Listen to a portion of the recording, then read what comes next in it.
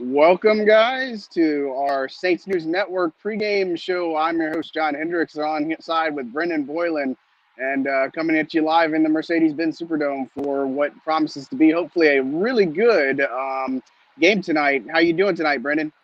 I'm good. I'm excited for you to finally be back inside the dome this season. But to your point, it's going to be a great clash of two NFC heavyweights, and it could have a lot of implications down the road towards home field advantage in the playoffs. So a really important game for the Saints tonight.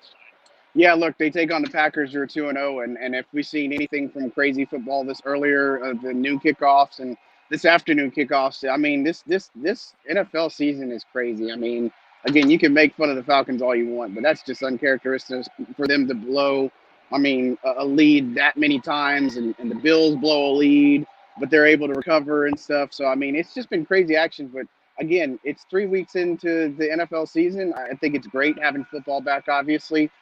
What are some of your thoughts with the way the first couple of weeks have played out?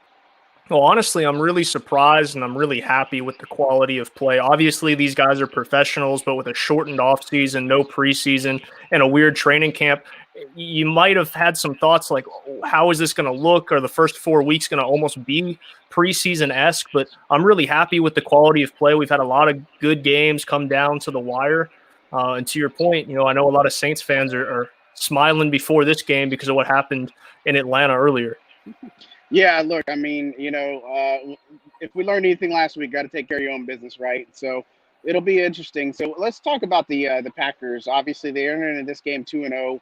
You got Aaron Rodgers facing off with Drew Brees. What are some of the things that kind of pop out to you automatically? What we're looking for out of the Saints tonight? Well, I think first things first, you have to clean up some of the things that you did poorly defensively against Las Vegas because this is an offense led by Aaron Rodgers. Rodgers makes very little mistakes, no interceptions on the year, averaging 300 yards and 3 touchdowns a game thus far. And you look at what the Saints were doing defensively last week. The secondary got carved up. Obviously, Saints fans, you can breathe and be happy because Waller's not a tight end for the Packers, just the Raiders. You can put that in the past. But this is a team that's very talented. They have a lot of weapons. Aaron Jones is a phenomenal running back. They're going to use him very similarly to how the Saints use Kamara in the passing game as well. And he's coming off of a heck of a performance against Detroit last week. So the Saints defense really needs to lock in, get some pressure to Rodgers, and try to make him make some uncharacteristic mistakes. Yeah, look, and I think you remember the last time these two played in 2017, Aaron Jones, he only had 17 carries. I think he ran for, it was 145 yards. So, look, that 45-game streak the Saints have going, obviously, it's one of those that keeps going. You're waiting for a back to potentially break that this year. But Aaron Jones is as good as they come. So, I think he has a great chance to do that. And so, I mean, and I think that you hit on a couple of key points. I think defensively, the Saints are obviously trying to rebound here. And I guess that we're trying to figure out who's the real Saints, right? I think that's one of the things that I want to see most is this a team who's going to have defensive struggles again this week? Or are they going to get those fixed offensively? Are they going to be able to move the ball better? Again, no Michael Thomas in the lineup, so that's going to be a huge loss for the Saints team. But, again, like we said last week, others are going to have to step up. And they got a little bit out of it, like with Traquan Smith. I thought the running game looked exceptional with Alvin Kamara early on. Defensively, you just broke down. I mean, 80 snaps. You had the 10 penalties. I mean, 16 through the first 2 games. You're not going to win football games like that. So talk a little bit about maybe what offensively, what Drew Brees needs to do to get back on track. Well, I think the big thing is you look at what the Saints have done well offensively this year. To your point, they've ran the ball particularly well, especially against Vegas. But for Drew Brees in particularly, his line has kept him pretty good. No sacks given up by the Saints this season. This is a Packers team that's coming off of a game where they had 4 sacks, 7 QB hits, and they played Matt Stafford exceptionally. Now, Brees, a better quarterback than Stafford, but he's got to get the ball out quick. I expect some quick hitters or what we'd call just extended run plays where you're throwing a screen or you're throwing a quick slant. Obviously, not having Michael Thomas hurts in that short intermediate passing game, but the Saints are going to have to get the ball out quick and get some rhythm offensively. I felt like in the first quarter of that game last week, the rhythm was very good. A 10-0 lead. The offense looked to be clicking on all cylinders, and then they couldn't find a rhythm because that defense was out there for so long. They lost some of that. So come out strong, run the ball well. Don't force Drew to make big throws early in the ball game. Yeah, look, and I think offensively, again, one of the things I'm intrigued to see is you see us live in the Superdome tonight. It's going to be interesting to see how they use Taysom Hill. Didn't you get used a lot last week on the offense? Ty Montgomery's a guy that you thought you were going to see more. He ends up on IR with a hamstring injury. They call up Benny Fowler again from the practice squad the last time they could do that, so he's actually going to have to stay on the permanent roster. So him and Marcus Hunt aren't going to be able to revert back to the practice squad after this game. So look, you really just try to see offensively how this team's able to move the ball in the passing game. And look, Drew Brees has not looked himself the first two games. We know that. We've seen it, right? And this is a game where the Saints need him. And again, it's week 3, so there's not total time for panic. But again, you want to see a guy like that to be reminiscent of what he was like last season. And the penalties, I think they can clean up. I think defensively they'll get better. I think this really rests a lot on number 9. So what do you think is some of the keys to this game going into this, Brendan? I think the running game is going to be important. The Packers giving up 111 yards on the ground each game on average so far this season. So I think that's where you start. Take some pressure off Drew. Allow Kamara to do his thing. He just got a big paycheck. Let's see him earn it. Latavius Murray's been used very seldomly in the first 2 weeks. I want to see a little bit more of him. And give these receivers some time. Let's not forget Emmanuel Sanders, obviously his first season in New Orleans, and you don't get a full off season, but also Deontay Harris, who was the guy a lot of analysts and a lot of fans expected to take a bigger receiver role this season. He was just the punt returner last year. You didn't see him get a whole lot of snaps. So some of those things can be cleaned up, especially as these guys get more real-time snaps, things that you cannot replicate in practice. So I think that's the big thing. Be patient, but also play to your strengths. You have 3 guys who have tremendous speed in Smith and Sanders and Harris. See what you can do. See if you can get them the ball in open space and see what they can do with it. Drew really just has to manage this game and take shots at the right time. Pick his moments to try to go deeper. Pick his moments to try to find a post pattern. But really try to make it as plain, simple, and vanilla as possible for Drew Brees today. And hopefully that gets some rhythm going and you see some more things to come, whether it's in this game or whether it's moving forward. Yeah, look, and I think when you look at it, I mean, obviously, I think defensive side of the ball, this is going to be a big one to see if we got Marcus Davenport playing in this game, right?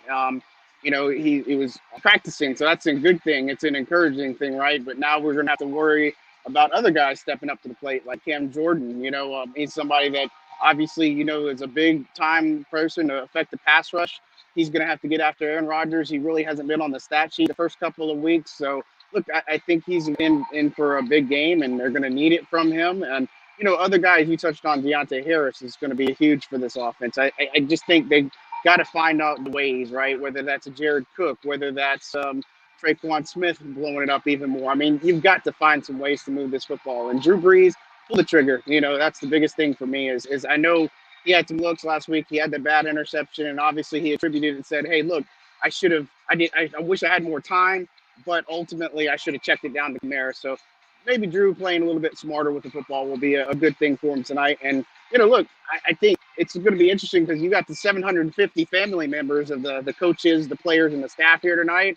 And you have the cheering section, which was big and a big storyline from week 1 with the practice squad. So I'm interested to see if there's anything that they can do here, what it's going to be like. It's obviously not going to be like 70,000 people in here, but and then the league pumps up to 70 decibels to 80 decibels. And I mean, it's been decent in here, but you obviously know it's not going to make a huge thing. But last week in Vegas, they didn't have any type of crowd noise simulated in their stadium. So how do you see this one playing out tonight, Brendan? Well, I think first things first, Drew has got a lot of criticisms the last 2 weeks, and we've alluded to that. And yeah, I would not be surprised if Drew's heard that. I know Drew's heard that. I know he's seeing things that are being written, things that are being talked about. I think this is a perfect game for him to step up, play a vintage Drew Brees primetime game in the Dome, and kind of shut some people up for at least the week. So I see Drew coming out and having a really solid game, over 300 yards, 3 touchdowns. Like I said, just a primetime Drew Brees type of performance inside the dome. And I see the defense stepping up and fixing some things. And if you have Davenport in this game, it's going to take a little bit more pressure off Cam Jordan. Maybe he's able to get to the quarterback a little bit more. I see this being a high-scoring game with the Packers being the number one offense in football through the first 2 weeks. But I'm going to take the Saints 35-34. Will Lutz knocks a game-winning field goal.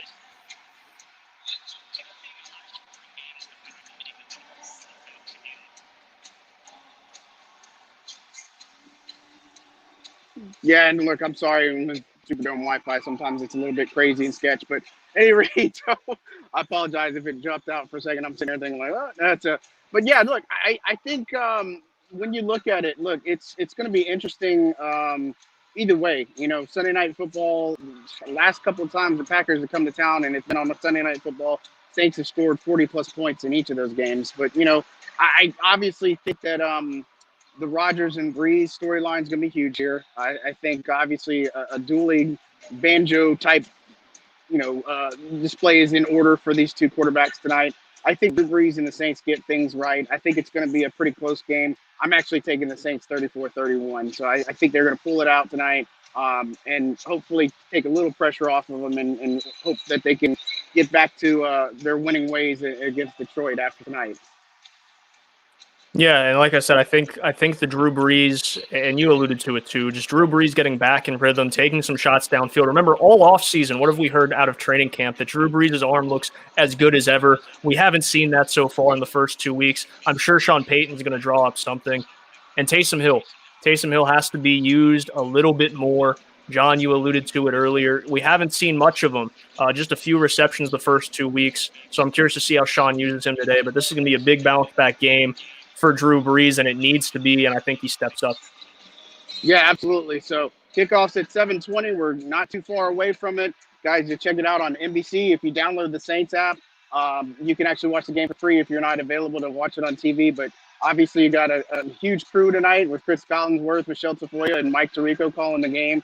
Obviously, if you live locally, you're going to listen to Zach Streif and Deuce on the airwaves. But look, I'll give you a shot of kind of what we're looking at right now. Free field. It's not much going on here. This Superdome being empty is kind of crazy. So we'll see if we can get some Superdome magic. But Brendan, any last thoughts before we wrap it up? Well, I think, like you said, it's going to be a weird Superdome, but the energy can be felt from those sidelines, from what they're able to make themselves, and with those 750 family members there. Maybe the guys have a little bit more energy to play well with their family in the stands. Maybe we hear a little bit more noise, at least natural noise, and that might be enough to lead the Saints to victory. But I can't wait to see guys get back into that stadium. And for you covering your first game in an empty Superdome, I'm sure that's very odd. Definitely. Check out our halftime report with Kyle Mosley and Bob Rose. On behalf of Brendan Boylan, I'm John Hendrix, reporting live for Saints News Network and Sports Illustrated. Check us out on the web, Saints News, and si.com/NFL/Saints. Y'all have a good game and enjoy it, guys.